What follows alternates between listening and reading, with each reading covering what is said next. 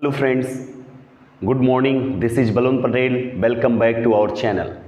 जैसा कि आप जानते हैं गाइज, आज का मेरा टॉपिक बहुत ही धमाकेदार, बहुत ही इंपॉर्टेंट, बहुत ही महत्वपूर्ण टॉपिक लेकर आया हूं, जो आपके वनडे एग्जाम्स जितने आपके एक दिवसीय या 2 दिवसीय जो पेपर होते हैं उसमें से एक भारत की एक भूखंड से, एक भौगोलिक दशा से, एक मनोदशा दशा से या ज्योग्राफी जिसे कहते हैं, भूगोल से क्वेश्चंस आने तय होते हैं। और क्वेश्चंस भूगोल के इन्वायरमेंट्स के कुछ पोर्शन, साइंस के पोर्शन, इसलिए संख्या उनकी 10-12 हो जाती है। उनमें से एक अति महत्वपूर्ण पॉइंट मैं लेकर आया हूं जिसे कहते हैं झील, लैक कहते हैं।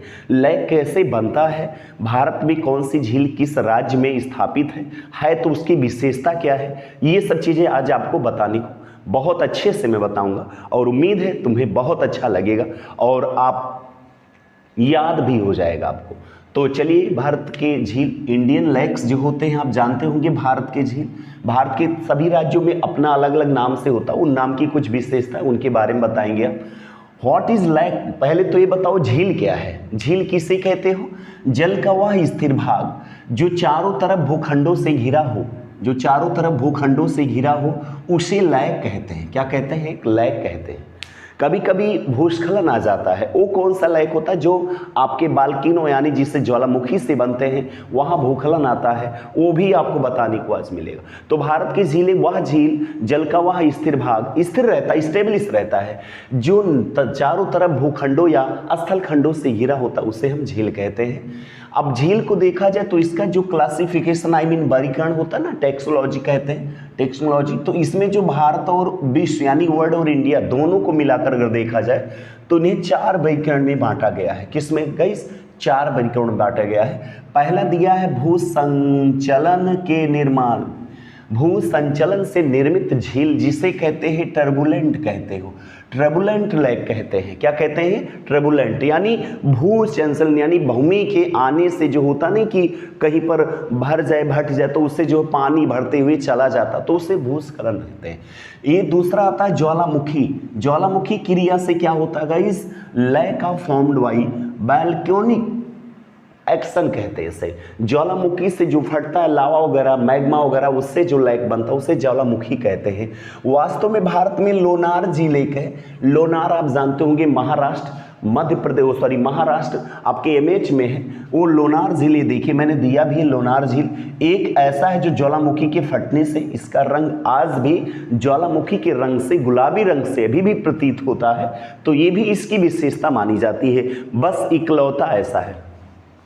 नेक्स्ट आ जाइए, एक हिमानकृत झील होता है जिसे ग्लेशियल कहते हैं। जो ग्लेशियर होता है, बर्फ, उससे बने होते हैं। यही सब तो भूस्खलन केदारनाथ वगैरह में हो जाता है। जब भूस्खलन होता है तो क्या होता है? बहुत तबाही मचा देता है, क्योंकि बहुत ऊंचे से पानी जब नीचे आता तो उसका जो मोशन होता है, जो उसका गति होती है, वो 4 गुना, 8 गुना, 10 गुना बढ़ जाता है। तो जो स्पीड रहती है बहुत तेजी से, जैसे हम आप ऊपर से नीचे कूदे तो जो स्पीड रहेगी बहुत तेजी से हम नीचे गिरेंगे धपाक से, वैसे यहां भी रहता है।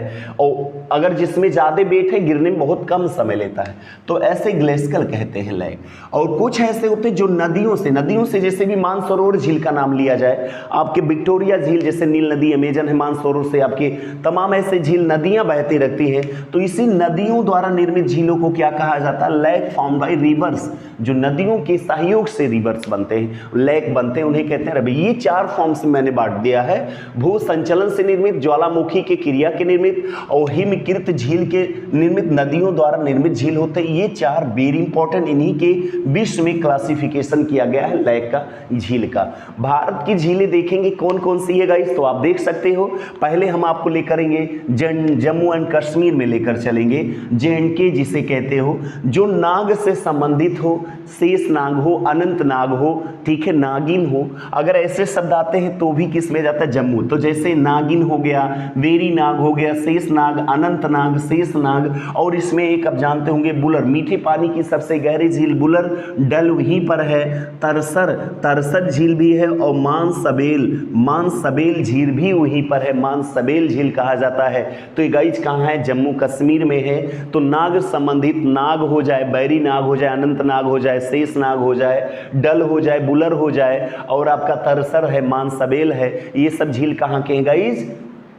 जम्मू एंड कश्मीर के, तो जहां नाग नागिन से संबंधित हो जम्मू कश्मीर, डल और बुलर की बात हो तो जम्मू कश्मीर, तरसर की बात हो तो जम्मू कश्मीर, मानसबेल की बात हो वहां भी आपके जम्मू कश्मीर, ये गाइज हो जाएगा। ठीक, नेक्स्ट आते हैं राजस्थान। राजस्थान में बहुत प्रचलित आप जानते होंगे सांभर झील। कौन सा झील? सांभर झील। ठीक, साउथ अफ्रीका में जब वो साउथ अमेरिका जो जाओगे, साउथ इंडियन एक फूड होता है सांभर कहते हैं, वही सांभर, वहां सांभर होता है। तो यहां पर जैसे मैंने कहा राजसमंद झील, जयसमंद झील, पिछोला, कौन सा? पिछोला, और सांभर झील फतेह सागर, क्या है?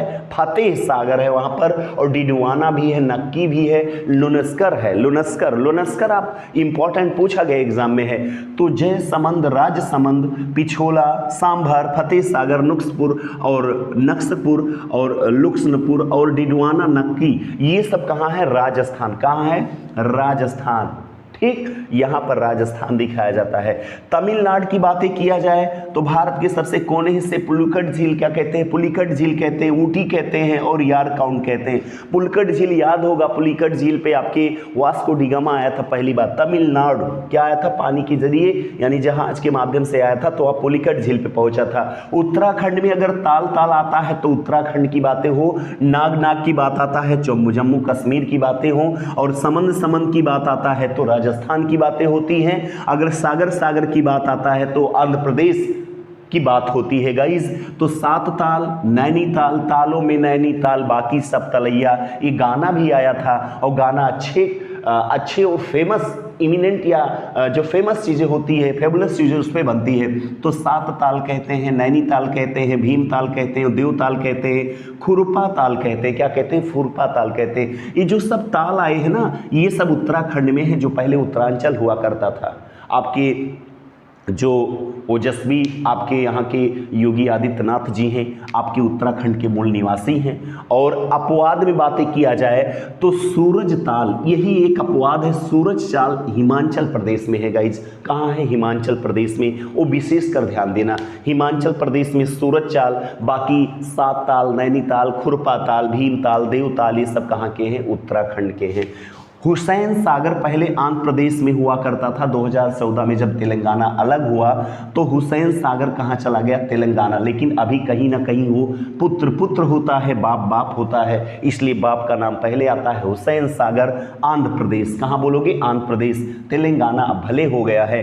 निजाम सागर भी आंध्र प्रदेश में है, कुल्लेरू भी आंध्र प्रदेश में है, नागार्जुन भी नाग प्रदेश है। परियोजना आप जानते होंगे, नागार्जुन परियोजना आंध्र प्रदेश। केरल में आप जब पहुंचोगे तो केरल में बिम्बनाडन, पेरियार और अष्टमुडी, ये सब किस में है गाइस? केरल में है। कहाँ पर है? केरल में बोला जाता है। बेमनाड के पेरियार और अष्टमुडी, ये कहाँ पर है? केरल में है। और कुछ ऐसे हैं जो चिल्का, चिल्का मतलब बोला जाए तो खारे पानी की बड़ी झील क्या मानता? चिल्का। उड़ीसा, कहाँ पर है? उड़ीसा में है।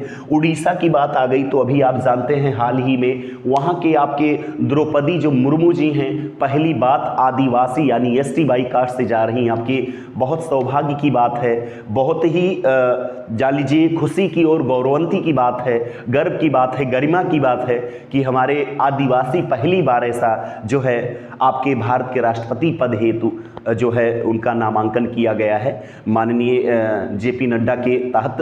तो आज इस समय राष्ट्रीय अध्यक्ष वही हैं भाजपा के, तो उन्होंने नाम उनका जो है लिस्ट में दे दिया है। और देखिए पहली बार इतिहास ऐसा रचा जा रहा है। तो वो कहाँ की है? किस राज्य से? उड़ीसा राज्य से ताल्लुक़ रखती है गाइस। बातें आती है लोकटक झील। लोकटक झील मणिपुर में है। और जब आपको मैंने अभ्यारण्य पढ़ाया था वन्यजीव, तो उसमें एक आता है विश्व में पहला तैरता हुआ अभ्यारण्य, वो भी लोकटक झील पर बना हुआ। किबिलाम जाओ, क्या है गाइस? किबिलाम जाओ है, वो भी मणिपुर में है। कहाँ है? मणिपुर में है। और आप जानते होंगे तामदिल, तामदिल, तामदिल कहाँ है? मिजोरम में। कहाँ है गाइस? मिजोरम में। मिजोरम में है। अगर देखा जाए लोनार झील, लोनार झील तो महाराष्ट्र, मैंने बताया है पहली ज्वालामुखी यानी बैल्किनो से बना हो लोनार झील। आज इसका भी गाइस अगर देखा जाए तो रंग उसी तरह है, गुलाबी और लाल जैसे है आज भी आपके यहाँ। तो गाइज आप समझ गए होंगे कि जल का वह स्थिर भाग जो चारों ओर तरफ भूखंडों से घिरा हो उसे भारत यानी झील कहते हैं। भारत की दशा मैंने बता दी, जो सभी राज्यों में आपके 15-20 जो झील थे मैंने बता दी। यहाँ से आना ही बहुत ही इंपॉर्टेंट टॉपिक है गाइज, बहुत ही इंपॉर्टेंट टॉपिक है। मुझे उम्मीद है आपको वीडियो बहुत पसंद आएगा और यहाँ से क्वेश्चन आना तय है। आपको अच्छे अच्छे कंटेंट देने का मैं पूरा प्रयास करूंगा गाइज। बस आप लगन से, दिल से, मन से, तन से माँ बाप को याद करके अपने घर परिवार, अपने हर एक चीज देखिए। मोटिवेशन एक नेचुरल लीजिए जो एक वास्तविक, एक रियल और एक एक्चुअल है, बाकी किसी के कहने पे नहीं। जो दिल से मिलती है वही वास्तविक होता है। और आप भी कुछ करना चाहते हैं गाइज तो यहां से क्वेश्चन हर एग्जाम में आता है, कभी कभी नहीं आता तो मैच करने के लिए आ जाता है गाइज। तो ये सब ध्यान देना। तो बातें किया जाए तो वर्गीकरण यानी क्लासिफिकेशन में तो भारत और विश्व स्तर पे 4 भागों में बांटा गया है। भू संचलन में ज्वालामुखी के आधार पे, हिमनकीर्त के और नदियों के आधार पे, जैसा कि मैंने बता दिया। भारत भी इसमें देखने को मिलता है। मैंने कहा भारत की प्रमुख झीलें कौन से हैं? जम्मू कश्मीर में, राजस्थान में, उत्तराखंड में, हिमाचल प्रदेश में, आंध्र प्रदेश में, केरल में, तमिलनाडु, महाराष्ट्र, उड़ीसा, मिजोरम, मणिपुर। मैंने सब चीजें बता दी। जहां नाग नागिन से संबंधित होगा वो कहाँ जाएगा? जम्मू एंड कश्मीर। जहां ताल ताल से संबंधित होगा वो कहाँ जाएगा? नैनीताल, खुरपिया ताल, देवताल, भीमा ताल, ये सब कहाँ जाएगा? उत्तराखंड में। जहां सागर की बात होगी वहां आंध्र प्रदेश जाएगा।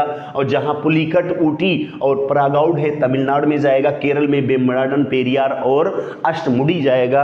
अगर बातें किया जाए कि भारत का कौन सा ज्वालामुखी से बना हुआ है तो आप क्या बताओगे? लोनार जो महाराष्ट्र में है, तामदिल मिजोरम में है, और चिल्का झील खाले पानी का झील है उड़ीसा में है, और लोकटक झील मणिपुर इसी पर बना हो। पहला विश्व का तैरता हुआ अभ्यारण्य जिसे कहते हो किबलाम जाओ।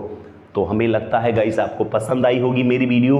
तो अगर लाइव हो तो इसे लाइक करिए, इसको सब्सक्राइब करिए, इसे आगे शेयर करिए और कमेंट करके ज़रूर बताइएगा गाइस कि मेरा वीडियो कैसे पसंद आया। और मैं चाहता हूं आप भी थोड़ा सा मेरा सहयोग करिए, क्योंकि मैं अच्छे अच्छे कंटेंट आपके बीच में मेहनत करके लाता हूं। तो आप पूरी वीडियो देखने का प्रयास करिए शुरू से अंत तक गाइस।